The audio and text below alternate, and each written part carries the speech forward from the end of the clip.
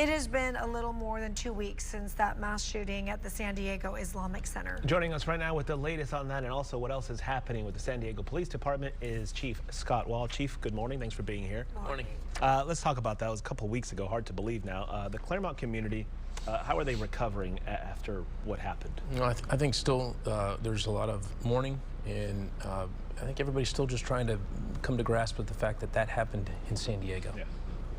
That happened in San Diego. I still remember you were here that morning, and we were talking about budgets and other things, and then a few hours later this unfolded. In the past 2 weeks, has there been any new information that has come out? Well, I can tell you we are still actively investigating that case. We're working very closely with the FBI. No stone is being left unturned. What I'm pushing forward right now is really having a focus on the tools that we need to be successful here in San Diego. Our staffing levels are low. We need technology with proper safeguards in place, which we have, to help us be as effective as we can possibly be. License plate readers is that game-changing tool for us. I know there's been some rhetoric or some talk out there that it hasn't been effective in that case. You have to understand that license plate readers work where they're at. And in this case, the last one they went through was down on Friars Road. 10 minutes later, they're in the mosque shooting. Wow. So if you don't cross another license plate reader in that process, then it's not going to be as effective. I want to kind of bounce off of what you said about license plate readers to turn it into what your agency learned from this shooting, what you guys learned, because I know you guys there's always something to be learned and something to be had from these tragedies. You mentioned license plate readers, more of them could have.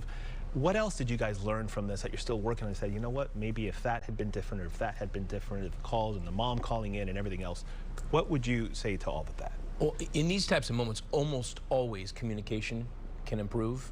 Command and control measures can improve. We always take a look at these critical type incidents and see how we can integrate multiple agencies together and communicate across jurisdictional lines better. There are a lot of heroic moments in this event, things that I'm very proud of. The response by our first responders was amazing. The collaboration with federal, state, and local partners has been amazing. What we ideally want to get to is what are the things that we can do to prevent this from happening in the future? You know, again, what are the technology tools that we can have with proper safeguards in place that'll help us in that venture? I was incredibly impressed with the response. I was sharing the story. I was here live covering it that day, and watching all law enforcement zipping down the freeway to get here. And I thought about you actually that day, because we had just had a conversation about budget cuts and what that does. And you have, what did you say, 1,000 officers? We're 1,000 officers short.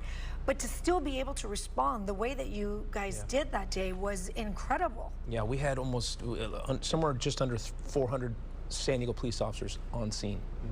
There were several hundred from the Sheriff's Department and other agencies. I got an immediate text and enrolled Code 3 up there and was listening from the very beginning. And to see the response of agencies, school police departments, college police department, everybody was responding. It was really, to be honest, an emotional moment right off the start. So you mentioned you need 1,000 officers, the city budget cuts and the mayor's budget cuts and everything else. Everybody's talking about it. Yes. Some reports of the police department's getting more, and then you're saying you're still not getting what you need. Yeah. How do you guys work that budget and the need to make cuts within the city and still be able to hire what you need to have the full department? Let me just set that straight. We're absolutely taking cuts. We're taking, at this point, $7 million in cuts. Right. That's after the last 2 budget cycles of taking a total of $18 million in cuts. The increases that we have are tied to pension costs, workers' comp, and balancing out some of the cost recoverable overtime that we do for special events like Brook and Pottery Games or rock and roll marathons. There is no increase to my operating expenses on the department. We're taking $7 million in cuts. What we're focused on is cutting middle management positions, lieutenants and sergeants. That allows us to preserve academy classes, it allows us to preserve police training, and it allows us to preserve the overtime that we have that keeps cops in the field. So we're not, at this moment, I don't need more managers, I need more cops in the field, and this strategy allows us to meet that moment of cutting $7 million. You just mentioned a few events that are coming up, like we're in summer. Are we officially, we're in summer now? 4th of July is around the corner. Right around the corner. We got FIFA starting here. Oh, FIFA is coming, and Comic-Con is coming, and all these events are Pride coming Parade, back. over the line. Pride Parade is coming. My goodness, you're going to be busy. Yeah, You're July's gonna be always busy. extremely busy. How do you prepare for all of that, given all the challenges that you're facing? We have to work collaboratively, one, and two, we have to spread that workload out throughout our organization and plan ahead. Fortunately, many of those events, not FIFA, but the other events, year over year, we've already got a game plan and strategy, and we know the resources we need, and so things kind of fall into place. But as far as FIFA goes, we're working with our federal, state, and local partners. We're a supportive agency to make sure that even the friendly matches that are here, they go safely. As always, Chief Scott Wahl, we thank you for your time. I know you're a very busy man. We appreciate it as always. Appreciate you. We'll be right back.